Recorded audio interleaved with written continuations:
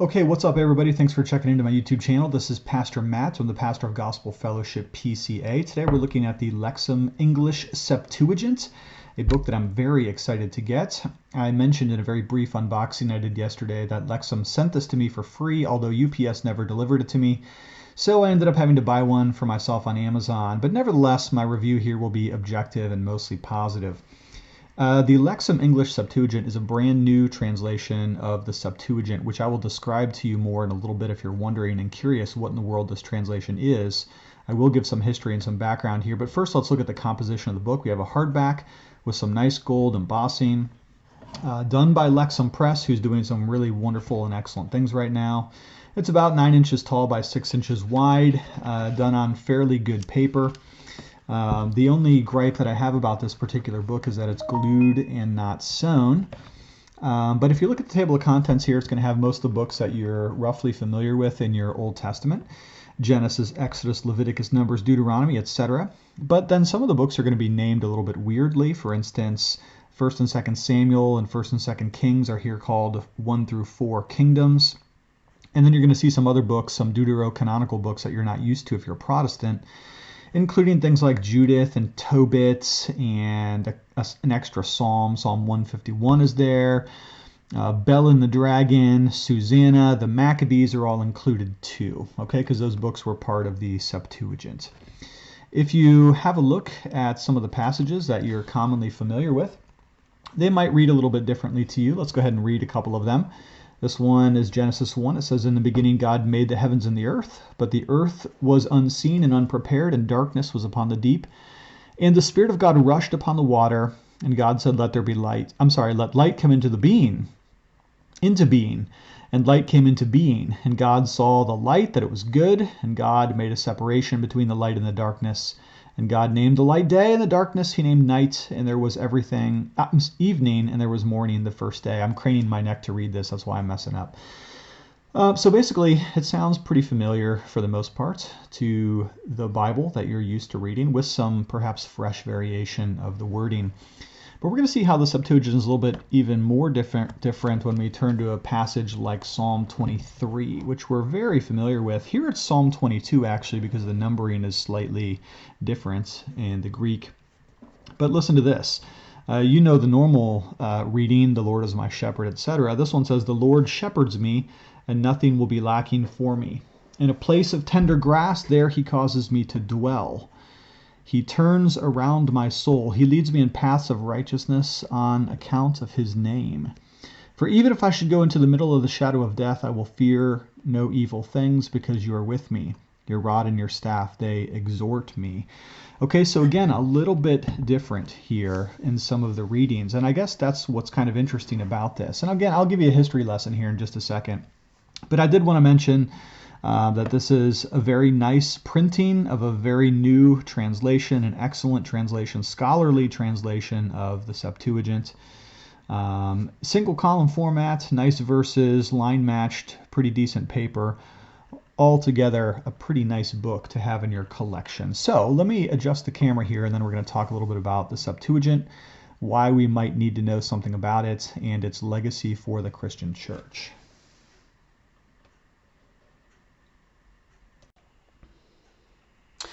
Okay, so what is the Septuagint? Well, the Septuagint is the Greek translation of the Hebrew Old Testament. Now, the book that we just looked at is actually an English translation of the Greek translation of the Hebrew Old Testament. So there's a little bit of a hop, skip, and a jump there. But to understand why the Septuagint exists, we first of all need to understand that the languages in the biblical world actually changed over time.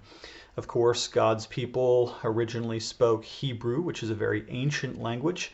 That's the language that Moses would have written in and David would have written in. But of course, Hebrew eventually gave way to Aramaic, or some kind of a formulation thereof, and Aramaic eventually gave way to Greek, which became the language of the world during the New Testament times. And then even there's already some indications that Greek is going to give way into Latin, and so by the time the early church is in full bloom with the patristics, a lot of guys are writing in Latin instead of Greek. But going back to that Hebrew-Greek dynamic, one of the things that God's people realized is that as less and less people spoke Hebrew and more people spoke Aramaic and then eventually Greek, it was time to make a Greek translation of the Hebrew Old Testament. And so we get our Septuagint. Now, the name Septuagint is actually the word that means 70, and that goes back to sort of a legendary or mythic story about how the Septuagint came to be. The legend has it that the king of Egypt wanted a translation of the Hebrew scriptures in Greek. And so he assigned 2 scholars or translators from each of the 12 tribes of Israel to work on a translation. And as the story goes, all of those 72 scholars ended up translating exactly the same thing word for word, and that became the translation of the Septuagint, which you'll sometimes see abbreviated with LXX, which would be the Roman numerals for 70. Now, who actually translated the Septuagint is a little bit unclear. It seems to have originated in the area of Alexandria and was probably done by some highly educated scholars, although we can't exactly name who they were. Probably some of it kind of came together a little bit more loosely than others. And some of the translations of the books are almost literal word for word Greek from the Hebrew. Others a little bit more paraphrastic or a little bit looser translations of the Hebrew Old Testament. But it became necessary to translate the Hebrew as people simply couldn't read that language anymore. It went essentially out of usage, and the common language of the world became Greek. So thus the need for that translation. Now, one of the things that you might not know, or perhaps you do, is that when the New Testament writers, who all wrote in Greek across the board, when they quote the Old Testament, here's a trivia question.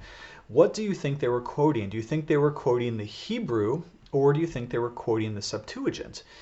Well, if you said the Hebrew, you would be wrong more than 95% of the time. In fact, almost every single time the New Testament writer quotes the Old Testament, he is quoting the Greek Septuagint translation of the Hebrew Old Testament. Some scholars go even further than that and would say that every single time it's a quotation of the Septuagint. I can't independently confirm that myself, but a number of sources that I've read have seemed to suggest that it would be very difficult to find even one quotation from the New Testament in which we are absolutely positive that the writer is quoting from the Hebrew and not from the Greek Septuagint. Now, the book of Matthew was one such book in which it was thought that Matthew was maybe quoting the Hebrew as over against the Septuagint, but even there, the quotations that have come into question, primarily from Jerome, who was one of the early translators of the Latin, the Vulgate, as we'll get to in a moment, he thought that maybe Matthew was working from the Hebrew, but even there is no one single quotation which cannot also be demonstrated to come from the Septuagint, Greek translation of the Hebrew Old Testament. So, what was Paul reading? He was reading the Septuagint. What was Jesus quoting from when he quoted the Old Testament? He was quoting the Septuagint. What does the author of Hebrews have at his desk as he's quoting numerous passages of the Old Testament? He too is using the Septuagint. What about 1 Peter, which has the most number of quotations of the Old Testament in a small, densely packed space? He too is a Septuagint reader. To underscore the importance of the Septuagint one more time, it's almost impossible to demonstrate any particular quotation of the Old Testament that doesn't come from the Greek Septuagint. That's how important it is to the early church. So what Bible was Paul preaching out of? Bible, as if he had a hardbound edition like we do today. That's not exactly how it worked. But what was he working from? It was the Greek Septuagint of the Hebrew Old Testament. So that's pretty important. Now, that's also going to explain something to you. Have you ever noticed that when you're reading the New Testament and it comes to a quotation of the Old Testament, have you ever noticed that if you look up the quotation in the Old Testament, sometimes it reads a little bit differently? You're like, well, wait a second, why does it say this? When if I go back to that passage in the Old Testament, it's kind of versed a little bit differently. The words are different, a different image maybe here or there. That's because they're quoting the Septuagint, the Greek translation of the Hebrew, and not directly from the Hebrew. So that brings up an interesting question when it comes to inspiration and authority of the Bible. And it's a question that was actually wrestled with in the early church, is which one then should Christians consider authoritative? Should we consider the Hebrew, the authoritative edition of the Old Testament, or should we consider the Greek? Well, you could certainly make an argument that we should use the Greek Septuagint because that's what the New Testament writers themselves were quoting. And so it does have apostolic approval in the sense that that's what they're working from. And believe it or not, the early church actually wrestled with this, and this conversation came to a head between two people that you'll probably know. One was Jerome, who I just mentioned, and the second is St. Augustine. Now, both of these are very important figures in the early church. Augustine, of course, is one of the great theologians. He could read Latin, wrote in Latin, could read Greek, right? But he didn't know Hebrew. And so what do you think Augustine favored? He favored the Greek.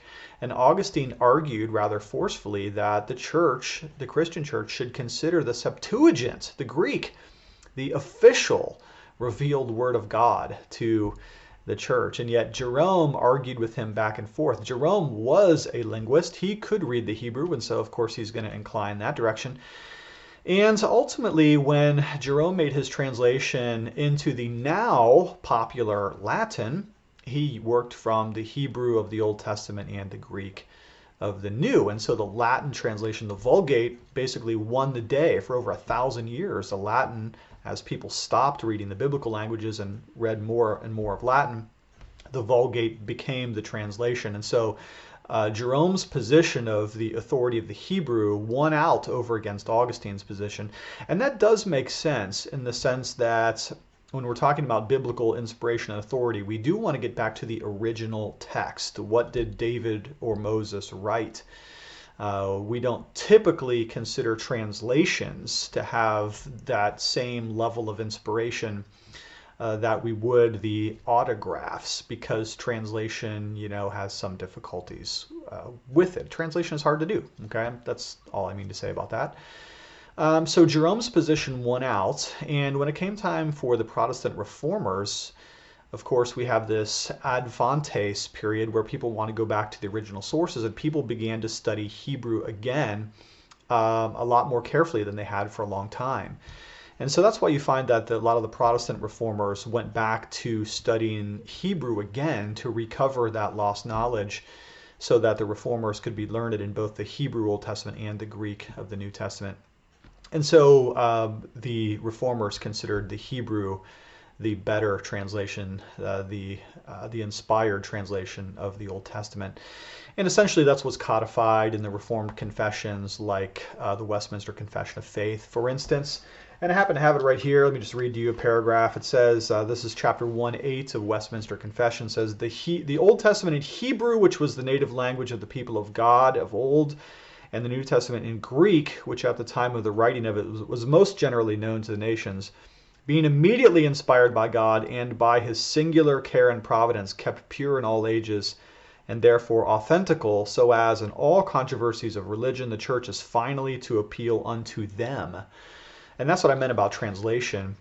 If there's ever a real doctrinal controversy, we don't hash it out necessarily between, the Message or the ESV or the New King James or the New Living Translation. What we really need to do for final authority is go back to the Hebrew and to the Greek. But there legitimately was a time, and some made this argument, that the Greek Septuagint of the Old Testament might have become the official standard version of the Old Testament for the church. Very interesting period. So if you have some interest in going back to study the Septuagint, well, let me just hold this up for you here again. The Lexham English Septuagint would be an awesome way for an English reader to read the Greek Old Testament translated from the Hebrew, then translated into English. I think you'll enjoy it. Now, if I brought up some interesting stuff for you today that you want to consider, let me mention a couple of other resources here. First of all, if you are actually a Greek reader, let's say you read Greek, well, you could skip the English and go right back to the Septuagint, and you can get that right here in this. This is by Hendrickson, the Septuagint with Apocrypha, translated by Brenton. This is a slightly older translation than the new Lexham translation, which is the newest and best. And if you're just interested in the Septuagint in general, you could get this book right here, When God Spoke Greek, by Timothy Michael Law, an interesting history of the Septuagint and its importance, including a chapter on that debate between Augustine and Jerome, which I just mentioned a few minutes ago. So that is some really awesome stuff, and I'm going to post a link to all these resources in the description of this video if you want to get the new Lexham English Septuagint, or you want to get Michael Law's book, When God Spoke Greek, the Septuagint and the Making of the Christian Bible, or if you want to get the Septuagint straight in Greek that you can read yourself. If you're a Greek student, I'm going to post a link to that too. So links everywhere in the description of this video. Thank you for checking in. Hope I didn't confuse you with all this languages back and forth stuff and translations, but I just wanted to let you know that that's out there. And for those of you who love the Old Testament, you might really enjoy reading it in a fresh way through the eyes of the Septuagint, that 2nd to 3rd century BC translation of the Hebrew Old Testament into the then common Greek language. All right, Pastor Matt, checking out for the moment. Thank you so much for joining with me. Glad to have you, and we'll talk to you soon enough.